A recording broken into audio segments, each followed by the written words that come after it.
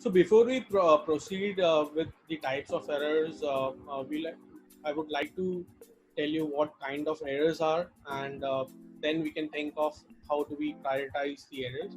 So basically, there are two types of errors in the digital world. One is the client side, the other is the server side. And the clients, when I say client side, all these errors are on the UI side, basically on the browser side, in the layman's language, wherein all the errors which can be done by a user or something which is wrongly inputted and wrongly data is written. And the server side is something which is server side error is something which is wherein, so for example, if I entered my wrong password in one of the portal when I was logging in, and the password is not matching with the database. So the system would throw an error saying that your password is incorrect, and that is what the server side error means. So I have a valid input in the UI side, but my input is not matching with the database. So that is a server side error, which a user can face. Now, talking about prioritization of solving the errors, always a person should or a digital system should solve the UI error first, and then the server side error. Let me just give you an example by sharing my screen. I will share my screen to show you an example. So what do I mean by client side error? So for example, if you can see this example over here, I was trying to book a trip, and the day was on 18 September.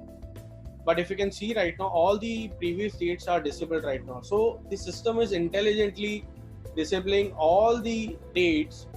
So I mean, the user can't select the date which is already gone, the day which is already gone, and he will have to select the dates which is after 18 or after the current day. So that is one of the intelligent piece. But if say if a system is not doing that, then user might mistakenly enter that data previously, and this could throw an error afterwards when he clicks on search. So that is the system should actively or proactively do this.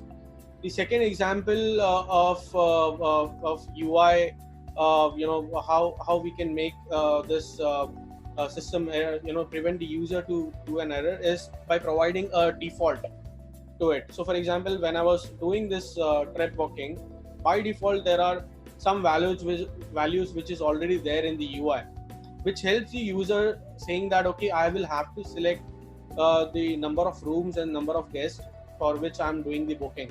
So this is the cue for the user to enter the data, and hence it is preventing them to do an error. So that is the UI side error. And client side error is something which is related to password, which I've told you. Like for example, if you have entered a wrong password, uh, the server would match the password which a user has written, and if it is not matching, then it will throw an error. So and the error, the way mail. Okay, so this is the example of Mailchimp. You can see that uh, once the user has written the password and the password is wrong, it says you that sorry, the password isn't right, we can help you to recover password. And also you can see that they have given a provision to recover the password, or user can say okay, I have forgotten the password, I will have to do the process and set the new password. So this is the basically two types of error and the prioritization. So key takeaways are client side error and server side error. These are the two types of error.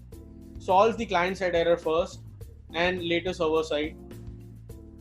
How do you prevent this errors? Is like providing good defaults, like I've shown it in this example.